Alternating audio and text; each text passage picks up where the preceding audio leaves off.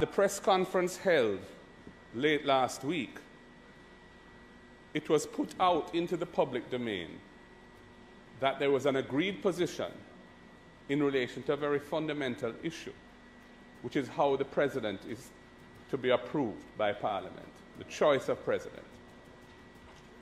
Now, we believe that any president must be somebody who has bipartisan support and the support of the wider public.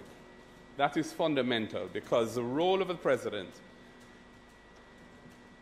includes being involved in making appointments to numerous sensitive posts.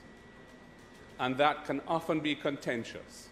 And therefore, a president who has the support, the trust and confidence of the government and the opposition is very important. And the selection process must ensure that that is so. I think that is in the best interest of Jamaica.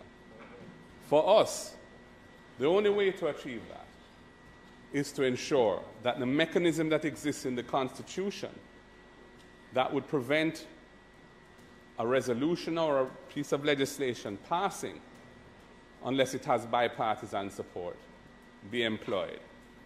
And that mechanism is that there should be a two-thirds majority in both houses. The structure of our Constitution is that no government has a two-thirds majority in the Senate. No government, whatever side forms the government at a particular point in time.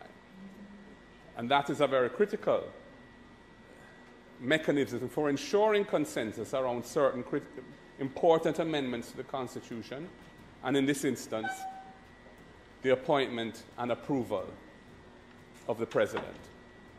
The fact that the law says that the Prime Minister can appoint somebody having consulted with the Leader of the Opposition does not ensure consensus. There are instances where persons have been reappointed or appointed despite vociferous and reasoned objections by the Leader of the Opposition in relation to those appointments arising from that consultation. So the mere fact of consultation doesn't assure consensus. The only thing that will assure consensus is a mechanism in the voting process that is designed to achieve consensus.